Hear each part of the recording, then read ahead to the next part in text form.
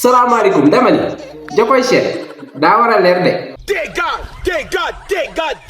lan moo tax maanaam monsieur le président ni Ousmane Sonko du doon candidat. mënatu leen bokk ci élection yi. loolu moom waxu dof la.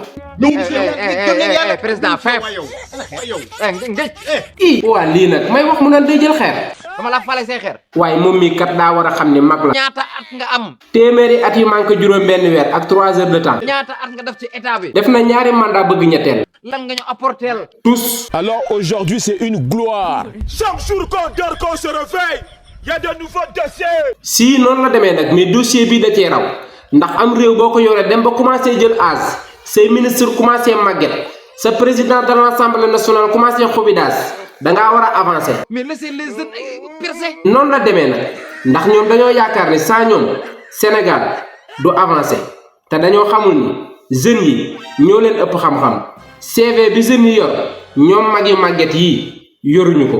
ñun def nañ maçon def électricien def tôlier xam nañ lépp. Jokoy Cheikh nag taxawal est-ce que parti au pouvoir di leen métti dëgg doo ko leeral askan wi ndax Ousmane Sonko kat dafa ñëw. am yërmande ba pare nekk xale seen xel di nàcc ba fa jege askan wi. loolu rek moo fi nekk moo lay xamal ne Ousmane Sonko dafa naturel bokkul ak sax ñoom. mais dafay jees ne xaabar nii mën na ku ñu xëpp daakaane. noonu la fa demee nag xaaj bi dañ koy àbbu te ku sol de la romb la rek nee ko si gir ndigaale xamal ni dëgg am na waaye li ñu war a xam mooy. mu neex leen.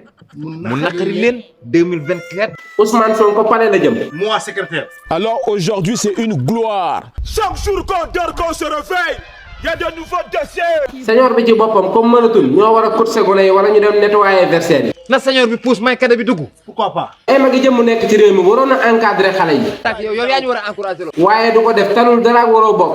mais waroo bokk waroo lii waroo laa. man daal vraiment Macky Sall mii. yow doo procureur doo conseil constitutionnel doo législatif doo paramètre doo ligne de touche. ay Jokoy maytul da lay xañ de. koo fi xaaj mu faj yow.